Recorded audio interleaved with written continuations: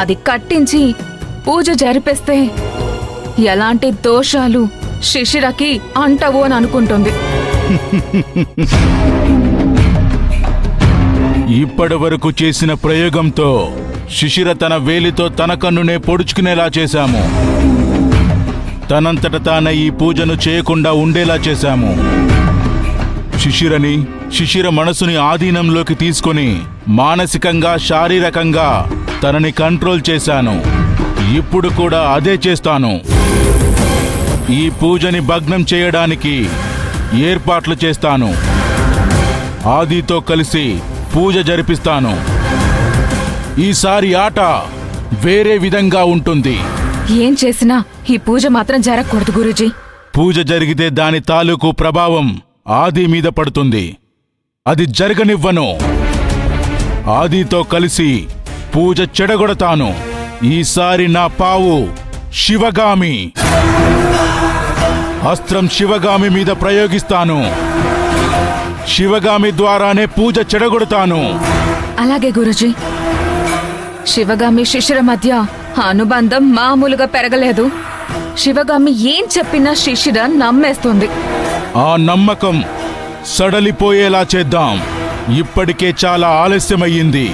ఇద్దరి మధ్య దూరం పెంచాలని ప్రయత్నం చేసిన ప్రతిసారి వాళ్ళిద్దరూ దగ్గరవుతూనే ఉన్నారు.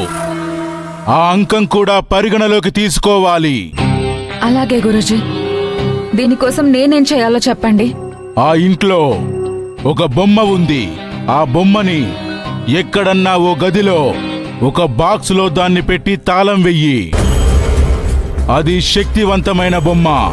దాని ప్రభావం వలన మనమనుకున్న ఏ పనులు జరగవు. ఓకే, కానీ ఆ బొమ్మ ఎందుకంత శక్తివంతంగా ఉంది? ఎందుకంటే ఆ బొమ్మలో భైరవి ఆత్మ దిగ్బంధనమై ఉంది.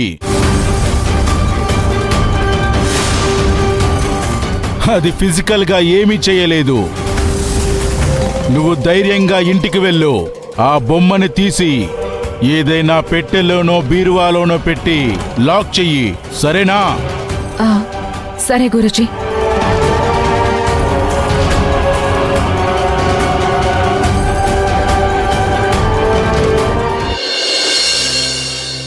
అర్జెంటుగా మమ్మల్ని కలవాలని చెప్పారు.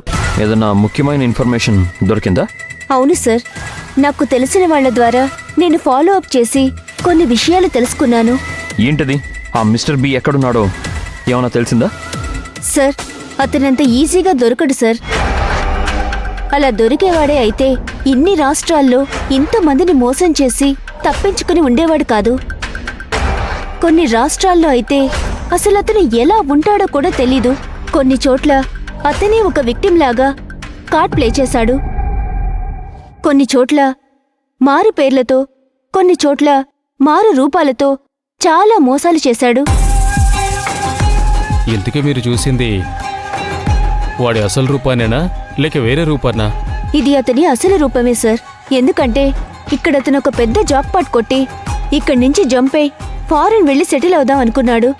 ఆ రోజు శిశిర వచ్చినప్పుడు నిన్ను చంపాలని చూసింది ఎవరో చెప్పలేదు?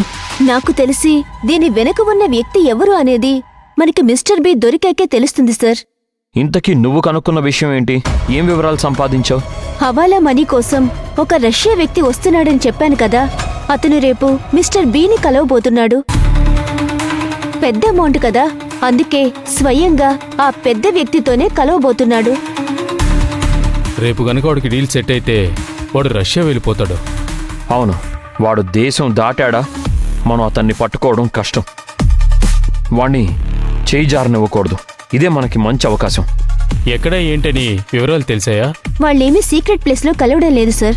చాలా క్యాజువల్ గా కాఫీ మీటప్ కోసం కలిసినట్టు ప్లాన్ చేస్తున్నారు. వాళ్ల మీద ఎలాంటి అనుమానం రాకూడదని ఏర్పాట్లు. ఆ తెలివితేటల్ని ఆ మిస్టర్ బి గాడివి అయి ఉంటాయి. వాడు చాలా కన్నింగ్, అందుకే ఇలాంటి ప్లాన్స్ చేస్తున్నాడు. నువ్వు చెప్పిన ఇన్ఫర్మేషన్ అంతా పర్ఫెక్టే కదా? పక్కా ఇన్ఫర్మేషన్ సార్. అక్కడికి వస్తాడు. మనం అతన్ని ఎలా పట్టుకోవాలి ప్లాన్ చేయాలి. వాడు దొరికితే మీతో పాటు నా సమస్య కూడా తీరిపోతుంది. మేము హ్యాండిల్ చేస్తాం. నీకంటూ ఎలాంటి థ్రెట్ లేదుగా? కొంచెం భయంగానే ఉంది సార్. వాడు నన్ను ట్రేస్ చేస్తాడేమో అని. అందుకే ఇంక నుంచి నువ్వు చాలా జాగ్రత్తగా ఉండాలి. నీకు ఇన్ఫార్మర్లు ఉన్నట్టు వాడికి ఉంటారుగా. ఎందుకంటే అంత పెద్ద క్రిమినల్ అంటే వాడి నెట్వర్క్ వాడికి ఉంటుంది కదా మరి. అలాగే సార్, రేపు కలిసి ఆ ప్లేస్కి వెళ్దాం. సరే, థ్యాంక్స్ ఫర్ ద ఇన్ఫర్మేషన్. వెళ్ళొస్తాను సార్.